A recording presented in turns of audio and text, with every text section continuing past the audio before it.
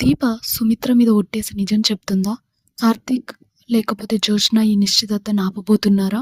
ఇవి తెలుసుకోవాలంటే ఈ ఎపిసోడ్‌ని లాస్ట్ వరకు చూడండి. ఈరోజు ఎపిసోడ్‌లో సుమిత్ర తన మీద ఒట్టు వేయించుకొని దీపతో నిజం చెప్పమని అడుగుతుంది. ఈ నిశ్చితార్థం జరుగుతుందా లేదా అని చెప్పి నిజం చెప్పు, నా మీద ఒట్టు వేసి అని అడుగుతుంది. అప్పుడు దీప ఏమీ మాట్లాడదు. నేను ఇలా మనసులో అనుకుంటుంది, గౌతమ్ మంచివాడు కాదు, కానీ అది నేను ఆ విషయం మీకు చెప్పలేను, మీరు తట్టుకోలేరు అని చెప్పి మనసులో అనుకుని పైకి ఇలా అంటుంది. నేను కూడా జోష్న మంచిని కోరుకుంటున్నాను, జోష్నకి చెడు జరగాలని నేను అనుకోను అని అంటుంది. అయితే ఆ విషయం నా మీద ఒట్టేసి ఈ నిశ్చితార్థం జరుగుతుందో లేదో నువ్వు చెప్పలేవా అని అంటుంది. లేదమ్మగారు అని అంటుంది. వెంటనే సుమిత్రకి చాలా కోపం వచ్చి, నాకు తెలుసు నువ్వు ఈ నిశ్చితార్థాన్ని ఆపాలనుకుంటున్నావు ఖచ్చితంగా, అందుకే ఇక్కడ నేను గీత గీస్తున్నాను, ఈ గీత దాటి నువ్వు బయటికి రావడానికి వీలు లేదు, ఇది గీత కాదు నా మాట అని చెప్పి అక్కడి నుంచి వెళ్ళిపోతుంది. అప్పుడు కార్తీక్ వచ్చి, ఏంటి దీప ఇక్కడే ఉన్నావు, రా ఈ గీత దాటి బయటికి రా అని అడుగుతాడు. లేదు బావా, ఇది గీత కాదు, మా అమ్మ మాట, ఇది దాటి నేను రాలేను అని చెప్పి కార్తీక్తో అంటుంది. అప్పుడు కార్తీక్ అర్థం చేసుకొని, సరే ఇక ఈ నిశ్చితార్థం ఎలాగైనా నేనే ఆపాలి అని మనసులో అనుకొని ఇంకా కిందకి వెళ్తాడు. కిందకి వెళ్ళాక పారిజాతం దీప కనిపించట్లేదని పైకి వస్తుంది. అప్పుడు దీప అక్కడే ఉండడం చూసి, ఏంటి దీప ఇంకా ఇక్కడే ఉన్నావు, కింద నిశ్చితార్థం మొదలవుతుంది, అందరూ కిందే ఉన్నారు, నువ్వేంటి ఇక్కడ ఏం చేస్తున్నావు అని అడుగుతుంది. అప్పుడు దీప, సుమిత్రమ్మ నన్ను నిశ్చితార్థానికి రావద్దని చెప్పింది, ఈ గీత గీసింది, ఈ గీత దాటి నన్ను బయటకు రావద్దని చెప్పింది అని అంటుంది. అప్పుడు పారిజాతం అయోమయంలో పడుతుంది. అంతలోకి కార్తీక్ వచ్చి, ఏంటి పారిజాతం ఇక్కడున్నావు, కిందకు వెళ్ళి నీ కూతురికి ఫోటోలు తీయి అని చెప్పి వెటకారంగా అంటాడు.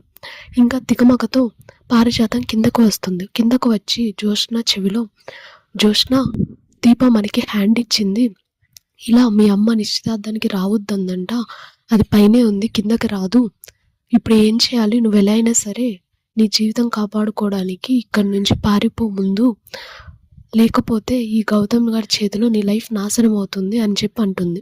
అప్పుడు జోష్న మనసులో, ఎట్టి పరిస్థితుల్లోనూ నేను ఓటమిని అంగీకరించను, అది కూడా దీప మీద ఎలాగైనా సరే నేను గెలవాలి, నేను ఓటమిని అంగీకరించను దీప మీద అని మనసులో అనుకుంటుంది. అంతలోకి కార్తీక్ వచ్చి గౌతమ్ చెవిలో, కంగ్రాట్స్ గౌతమ్ అని చెప్తాడు. అలాగే చెప్పి, జోష్న ఏంటి చాలా కంగారుగా ఉంది, తనకి ఈ నిశ్చితార్థం ఇష్టం లేదా అని చెప్పి ఒక డౌట్ క్రియేట్ చేస్తాడు. అప్పుడు గౌతమ్ కూడా, అవును ఏంటి చూసినా నీ చేతులు వణుకుతున్నాయి, నీకు ఈ నిశ్చితార్థం ఇష్టం లేదా అని అడుగుతాడు. అప్పుడు అందరూ చుట్టుపక్కల ఉన్న వాళ్ళందరూ కూడా కుటుంబ సభ్యులు అదే క్వశ్చన్ అడుగుతారు జోష్నని. ఏమైంది జోష్న, అంత కంగారుగా ఉన్నావు, నీకు ఈ నిశ్చితార్థం ఇష్టమా లేదా చెప్పు అని చెప్పి అడుగుతారు. అలా అందరూ చెప్పమంటూ ఉండేసరికి జోష్న, నాకు ఈ నిశ్చితార్థం ఇష్టమే, నాకు ఎలాంటి కంగారు లేదు, భయం లేదు, నేను గౌతమ్ని నిశ్చితార్థం చేసుకుంటాను అని చెప్పి గట్టిగా అరుస్తుంది. అప్పుడు అందరూ షాక్ అవుతారు. కార్తీక్ కూడా షాక్ అవుతాడు. షాక్ అయ్యి ఇలా అంటాడు, మళ్ళీ ఒకసారి ఆలోచించుకో జోష్న, నీకు ఇష్టమే కదా అని చెప్పి అంటాడు. అప్పుడు జోష్న గట్టిగా, అవును నాకు ఇష్టమే, నేను చేసుకుంటాను అని చెప్పి అంటుంది. ఇక ఆలోపు శివన్నారాయణ ఫోన్కి అయితే ఒక మెసేజ్ వీడియో అయితే వస్తుంది. అది చూసి శివన్నారాయణ మొహం ఒక్కసారిగా కంగు తిన్నట్టుగా అవుతుంది. అది చూసి శివన్నారాయణ, నేను ఇప్పుడే వస్తాను, ఆలోపు నిశ్చితార్థం చేయండి అని చెప్పి బయటకు వెళ్తాడు. దశరథ కూడా అది చూసి ఏమైందని చెప్పి తను కూడా బయటకు వెళ్తాడు. సో ఇప్పుడు శివనారాయణకి దశరథకి నిజం తెలిసిందా, ఏం జరిగింది అని చెప్పి ఈ నిశ్చితార్థం ఉంగరాలు మార్చుకోవడానికి జోష్న మరియు గౌతమ్ రెడీగా ఉంటారు.